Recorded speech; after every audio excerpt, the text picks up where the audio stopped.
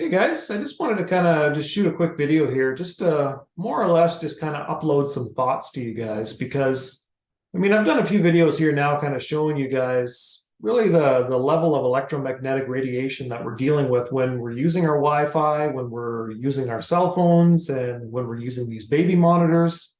And I'm measuring a lot of this stuff for you guys and kind of comparing these results to what I'm using is the building biologist guidelines, because they seem to be really the most strictest guidelines that we're going to find out there.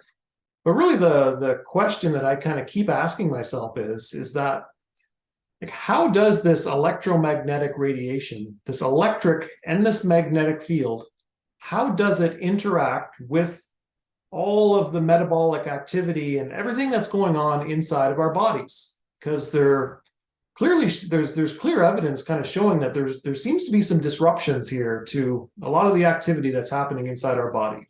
We're showing clear evidence of this. But actually, how does this interaction truly take place?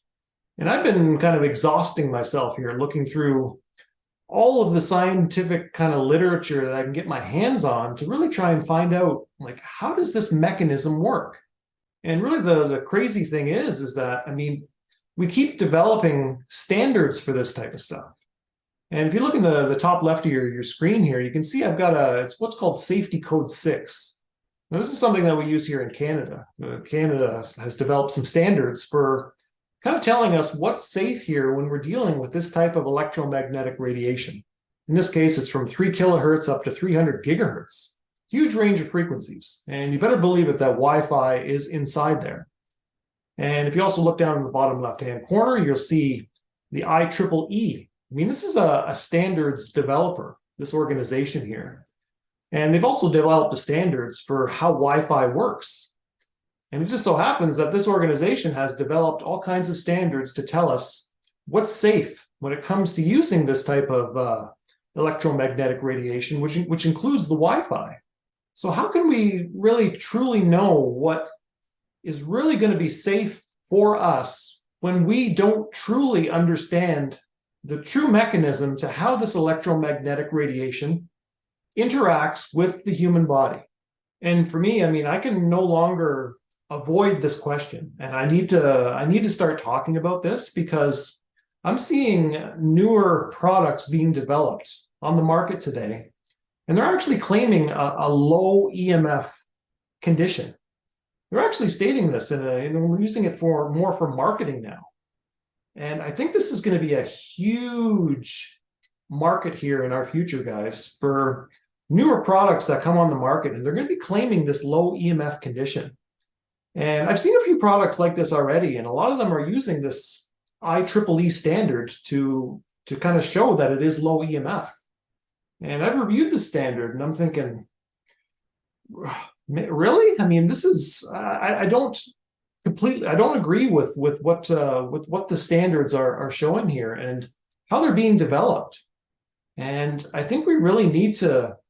I want to at least dive into this a little more deeply to kind of see what's going on here. And I kind of wanted to just shoot this video here just to throw some thoughts out there to you guys to kind of show you what I'm seeing here. So really, to kind of get my train of thought on this is we really have to kind of just quickly look at this electromagnetic spectrum. And you can kind of see I got it kind of shown here in the middle of the screen here. And really what the electromagnetic spectrum is, it's really just a play of frequency. And really when we look at light is just made of frequency. And when we're dealing with frequency, what we're dealing with energy, and we're dealing with information. Now, this electromagnetic spectrum here, you can see it's kind of divided into two sections. There's a section on the right-hand side that's shown in red, which is what's called ionizing radiation. And there's a section on the left-hand side in blue, and this is what's called non-ionizing radiation. And there seems to be a dividing line here in the center, and it's right at ultraviolet light. Seems to be ultraviolet light kind of seems to be that sweet spot here that allows us to kind of go into these two different worlds. Now, I wanted to just quickly touch on this ionizing portion of this spectrum here, just real quick. And you can see I've got a green arrow kind of shown here, and it's shown right at X-rays. Now, X-rays are an ionizing form of radiation. And if you guys go to, if you go to the hospital, for example, and you're continuously going to the hospital to get X-rays done on your body, I mean, it's well known now, even a conventional doctor will tell you that there are health considerations here when you're continually doing this to yourself. So it seems to be well understood throughout the conventional scientific community that this ionizing portion of this radiation is really fundamental. It's really destructive to the human body. Now, the reason why we believe it's actually so destructive is because the very photons here. Now, when we're dealing with a photon, what we're dealing with is a particle of light. And this particle of light is believed to carry energy and information at that specific frequency. So when we're dealing with these X-ray photons here, for example, what we believe is happening is that these photons here, when they interact with the human body, they are believed to be interacting with the electrons on the atom. And what's really kind of believed to be happening here is that these X-ray photons have the potential to really strip away some of these electrons on the atom. Now, this really becomes really important here when we're talking about things like DNA, for example. And DNA is really made up of all kinds of different kind of unique molecules, and all the molecules are fundamentally just made of atoms. So when we're dealing with X-rays kind of coming at the DNA molecule, I mean, it's known to strip away some of these electrons on those molecules, and this can clearly be destructive. Now, if we move over to the left-hand side of this spectrum here, you can see I got another green arrow kind of pointing at the microwave band. Now, this is the portion of the electromagnetic spectrum where our 2.4 gigahertz Wi-Fi signals operate. And this is what's known to be a non-ionizing form of radiation. Now, this is really fundamentally why most of the conventional scientists out there believe that this form of radiation does not have any effect on the human body at all, because it's this non-ionizing form. And what that really means is that these photons here that we're dealing with here at this 2.4 gigahertz frequency, when those photons interact with anything physical in nature, like the physical body, it doesn't have the ability to kind of strip away all the electrons on the atom like these X-rays do. That interaction doesn't seem to happen at all here with these microwave type of frequencies. So what kind of seems to be happening here is that these microwave frequencies here, these 2.4 gigahertz Wi-Fi signals, they don't seem to have this type of interaction with the atoms inside of our body. But if we actually look at visible light, for example, kind of right here in the center, visible light is also a non-ionizing portion of this radiation. And what's known to happen here when visible light kind of interacts with the body is that it seems to kind of really excite a lot of the electrons on the atoms. And this really becomes fundamental in sciences like quantum biology, for example, when we're looking at kind of how light from the environment kind of interacts with the human body, and it really has the capacity to kind of drive a lot of the metabolic and growth processes inside the body. And it seems to be happening through these electrons that are around all the atoms inside the body. So there seems to be kind of something, they're exciting the atoms here, the electrons on the atoms. And this is kind of how a lot of the cell signaling seems to happen here. But what's also important to notice here about this visible light spectrum here is you can see down in the left-hand corner here, I've got just a very basic cell. Now, it's believed that our bodies are made of cells, and cells are, of course, made of atoms. And when we're looking at the actual cell here, the very size of a very average cell, and I know they kind of range in different sizes here, but really what it works out to be is that they seem to be just right around a micrometer in length. Now, that's very significant here because if you look at the visible light spectrum here and you look at the green arrow that I got going up to the top, what I've got is some numbers there. And those numbers are actually the wavelengths that correspond to those visible light frequencies. Now, when we're dealing with this wavelength here, what we kind of believe is going on here is that, I mean, it's deeply connected to frequency. When we're dealing with frequency, what we're dealing with is cycles. And when we kind of go through and kind of complete just one cycle, it's known that electromagnetic signal here seems to kind of propagate a certain distance. And that's kind of what the wavelength is. And when we're dealing with visible light frequencies, the wavelengths are right in that one kind of nanometer type of range here. And it's pretty much the same size as the average kind of biological cell inside the body. So the question now that I have is that if the atom itself And the electron that seems to be around the atom is involved in how this electromagnetic energy kind of interacts with the atom here, then really what part of the atom is actually kind of receiving and absorbing this electromagnetic radiation.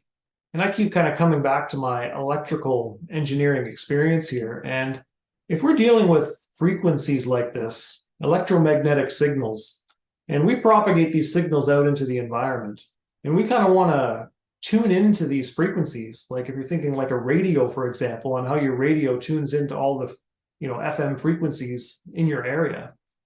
I mean, there's a tuning circuit kind of responsible for that. And that tuning circuit really fundamentally on kind of how it operates, it's really just a play of this electric and magnetic field here. It's just a play of this. So if we look at the electric portion of this electromagnetic field, now the electric field really its true source comes from electric charge. So the question that I've kind of been asking here is that, I mean, where's the true source of that electric charge coming from? So if we really look at our current standard model of particle physics today, it kind of gives us a much more detailed structure of the nature of matter, which kind of looks at it as just being made of these quantum fields. Even this theory does not give you any true answers here on really what the source of this electric charge is and where it truly comes from. So I've been really kind of just, more stuck on this place here. And I really want to kind of show you what I've kind of come up with here. But before we do that, I want to come back to this 2.4 gigahertz microwave frequency again. Now, if you look at this arrow here that kind of points to the microwave band there, you can see up top there, I've got 2.4 gigahertz. What it works out to be is the wavelength that corresponds to that is 12.5 centimeters. Now, if this is the wavelength here that's kind of working with this 2.4 gigahertz, then how is this interacting with the body? Because when we're dealing with centimeters like this, I mean, this is much, much, much bigger than even the average cell size.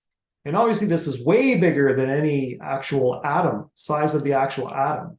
So we're dealing with something that's much, much bigger than these kind of common building blocks here that kind of make up the physical body. So this is really what I've been kind of, seriously kind of thinking about as of late. And I just want to kind of show you here what I've kind of come up with and kind of what I'm thinking here.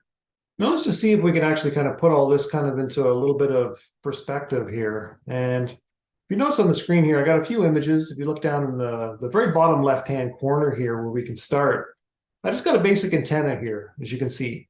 I'm just going to imagine that this antenna would be inside your Wi-Fi router. And your router is propagating off this 2.4 gigahertz frequency into your environment. Now we also have to remember that this antenna here is fundamentally just made of atoms. And again, it's these atoms here that kind of build and form really the geometric kind of structure of this antenna. And this electromagnetic signal is really just forced to propagate off this antenna into the living space where we're in here. Now, if you look up at the top left of your screen here, you can see I got just a very basic simulation of this electromagnetic wave. Now, the signal that we'd be dealing with in Wi-Fi would be clearly much more complex than this, but this, I think, will do for what I'm trying to show you guys here. But what you can see here, this electromagnetic wave, it's just a play of this electric and magnetic field. You can see the electric component kind of going up and down in the blue section. And then you got the magnetic component kind of propagating, 90 degrees from that. And it's kind of shown here in red. Now, if you look on the left-hand side here, you can see this is where actually the photon would be.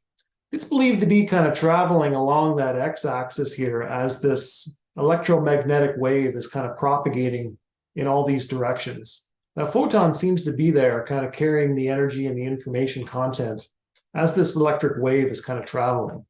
Now, if we want to kind of see how this electromagnetic wave here that's propagated off this antenna is really interacting with the human body, we kind of have to come back again to the fact that the human body is believed to be made of cells. You can see in the center of the screen here, I got a little image. It's kind of showing you that the body's made of, what do we got? We got brain cells, we got liver cells, we got muscle cells, we got blood cells, intestinal cells. All of these cells seem to kind of make up what we know as the physical body. Now, I also have another image kind of shown directly below the picture of all the cells. And what I'm showing here is something that's actually called the human biofield. Now, this is something I just wanted to kind of just touch on and just bring up here really shortly here, because we're going to come back to this image in a second. But really what's believed to happen here is that all the cells that exist inside of our body, they seem to be kind of emanating and emitting off this type of biofield into the environment. And of course, it's not just our cells are doing that. As you can see here in this image, our entire body is doing that. Our entire body is kind of emanating this bio type of field into the environment here. And this biofield is really a subject that's really gaining a lot of traction out in the scientific community. And this biofield here that seems to be emanating off all the cells inside our body, what we're finding is that this can actually be explained, a lot of it, with really the science of quantum field theory. And really what kind of quantum field theory is telling us is that really all this physical stuff that exists here in the physical world, it's all just made of quantum fields. It's really a field of energy here that seems to be responsible for kind of simulating all this physical stuff here. And with quantum field theory, there seems to be 12 of them. And fundamentally, this seems to be a relativistic science. And I really got it kind of X'd out here, as you can see. And I've done that for a reason. And I'm going to come back to this in just a second. So really, let's come back to this idea here that the body is simply made up of cells. And all the cells inside of our body are known to kind of emit these biophotons, is what they're called. And it's really connected to this human biofield that I'm kind of showing you here at the bottom. And all cells, if we go a little bit further, all cells are simply made of really 4 different kind of components here, which are really protein, carbohydrates, lipids, and the nucleic acids that kind of make up our DNA. So all the cells seem to be kind of made of these 4 components. And what we actually do know in the science of biochemistry is that when we're dealing with these EMFs, what studies have really shown is that these EMFs seem to kind of activate what's actually called the VGCC within the actual cell of the body. And this VGCC, what it stands for is it stands for voltage-gated calcium channel. And the EMF is known to kind of disrupt this kind of biochemical pathway. And really when it does this, it's known to actually produce kind of non-thermal type of oxidative stress, and what leads to inflammation.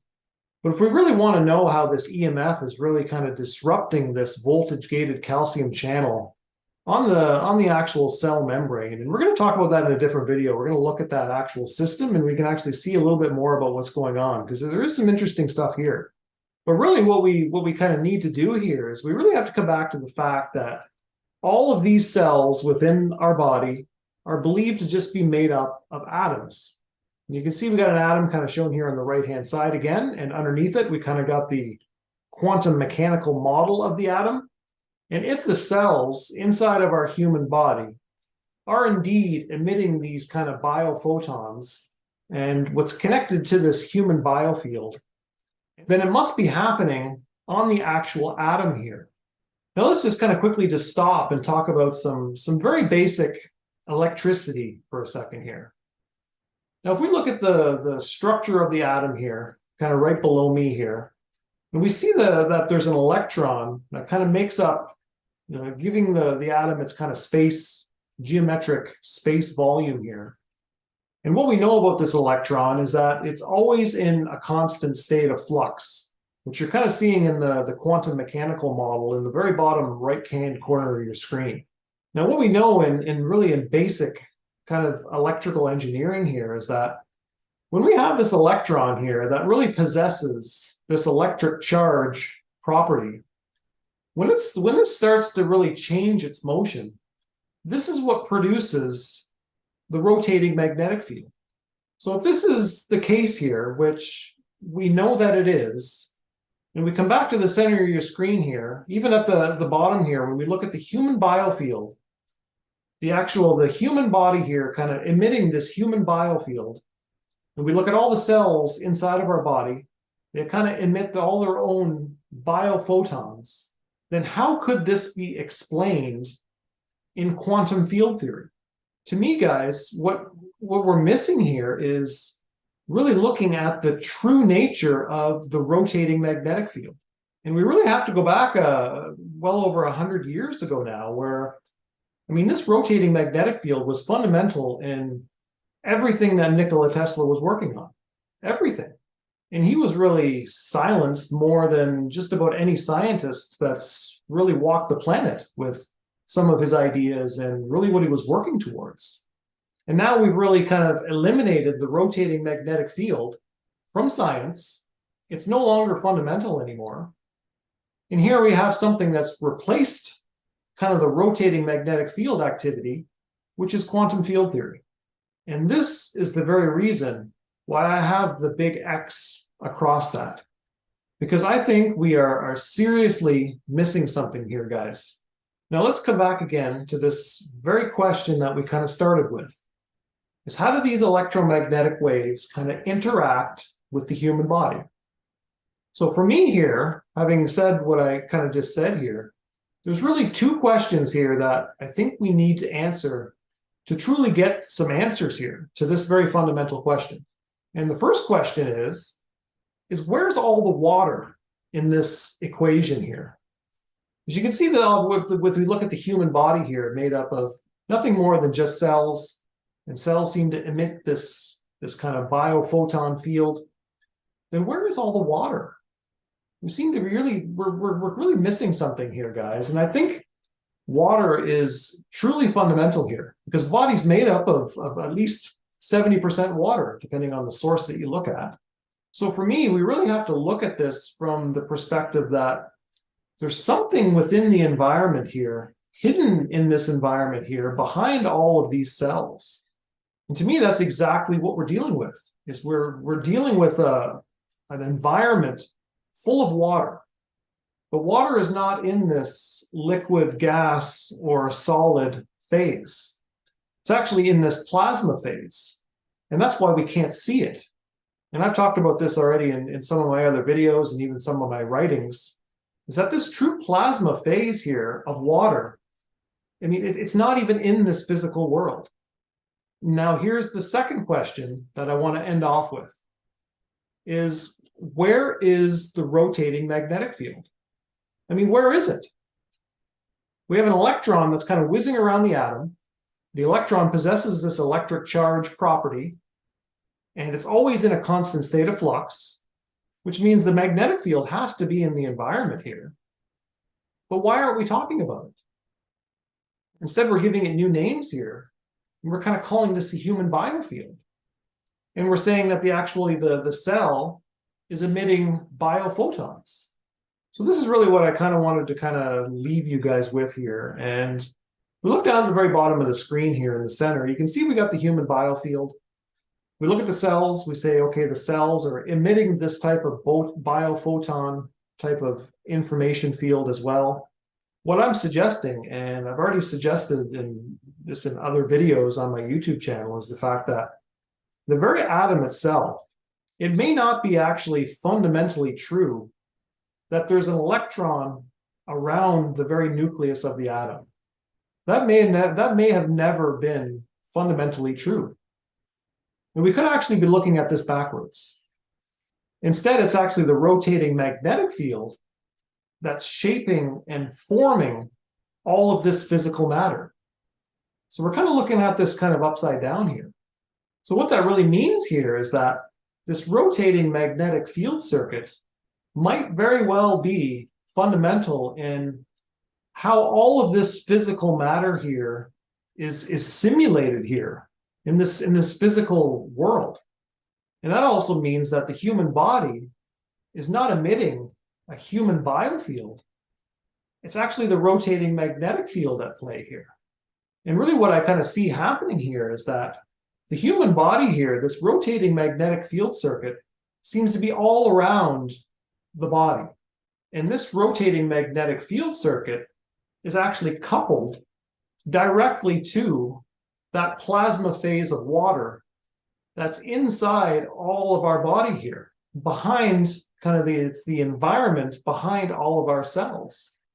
So really what we're beginning to see here, and this is exactly what I see, is we're beginning to see really the beginning stages of an induction motor-like circuit at play here. And this true electric field kind of engine here is directly kind of connected and coupled in with this plasma phase of water that's not even physical in nature.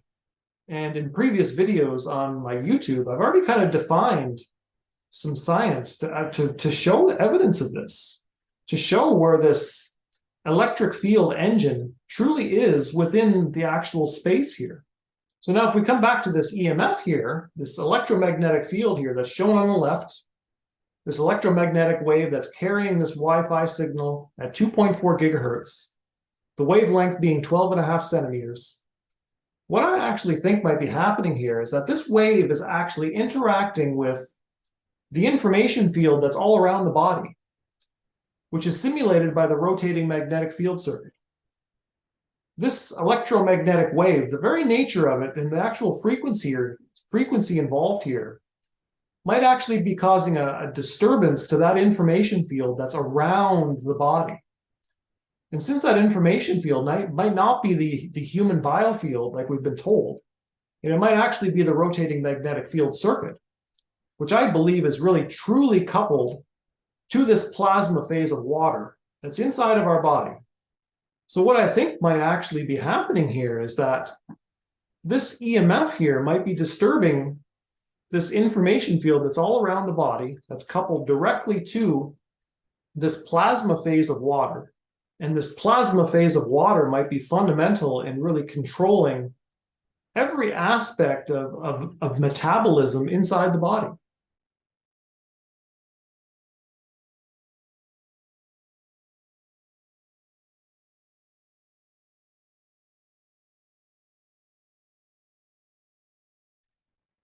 And I really truly think this is exactly what might be going on here, guys. And I really think if we actually, truly explore this, this might actually be where we truly get some significant results here if we actually begin to kind of test this theory.